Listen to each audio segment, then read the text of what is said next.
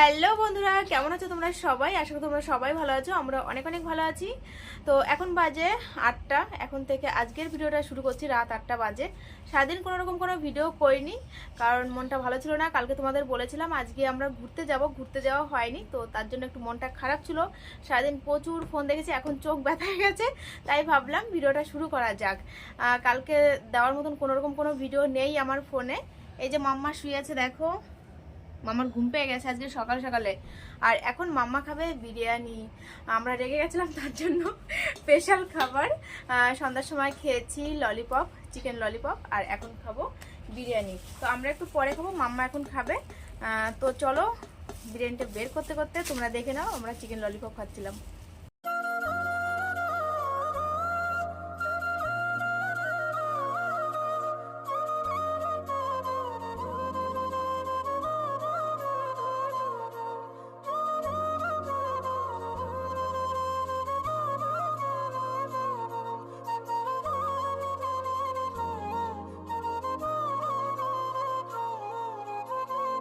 তো এই যে বিরিয়ানি নিয়ে এসেছে 3 প্যাকেট বিরিয়ানি।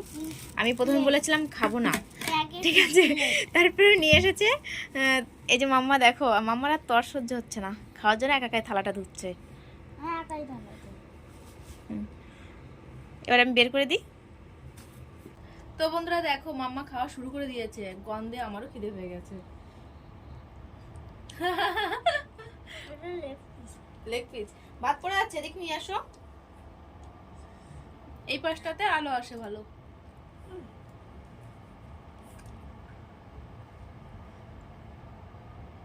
সবকটা খাবা তো?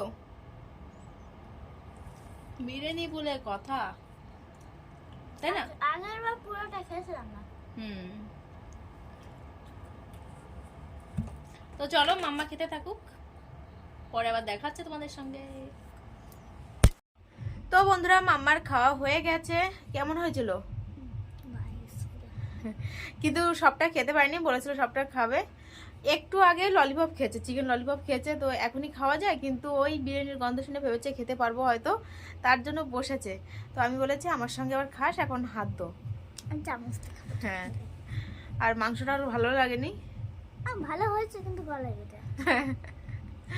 ঝোল টোল নেই তো, একদম শুকনো শুকনো মাংস, তার জন্য ওর ভালো লাগেনি খেতে।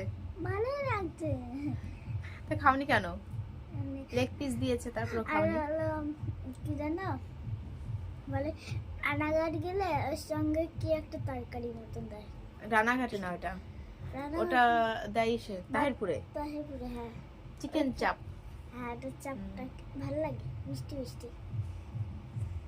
তো বন্ধুরা, আমরা খেতে বসে গেছি। পেটে খিদে নেই, কিন্তু মনে খিদে রয়েছে। বিরিয়ানির লোভটা সামলাতে পারছি না। সন্ধ্যার সময় আমি খেয়েছি ডিমের তরকারি দিয়ে মুড়ি মাখা, তারপরে আবার উল্টোপাল্টা খেলাম। তো এখন পেটে একদমই খিদে নেই। আর আমার বর কী করলো দেখলে তো তোমরা, মাংস টুকরোটা দিয়েছে কিন্তু আবার নিয়ে নিল, কারণ ও প্রথমে ভেবেছিল খাবে না, তারপর দেখলো যে না ভালোই লাগছে, তারপরে নিয়ে গেছে আবার। তো যাই হোক, তো চলো আমরা খেতে থাকি, তোমরা ভিডিওটা দেখতে থাকো।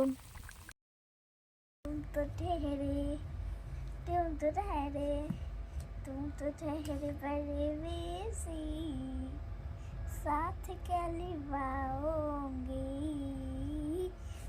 तुम तो ठहरे बड़े बेसी। A few moments later.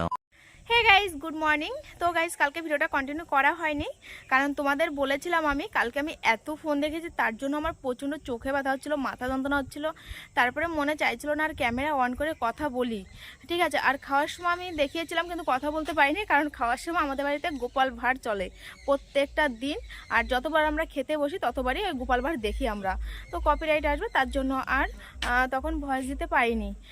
এখন বাজার থেকে আসলাম মাছ নিয়ে, তো মাছ ধোবো, ভাজবো, তারপর যাব মেয়ের স্কুলে। আর কালকে ঘুরতে যেতে পারিনি, তার জন্য তো ভীষণ মন খারাপ ছিল। ঘুরতে না যাওয়ার পেছনে যথেষ্ট কারণ ছিল।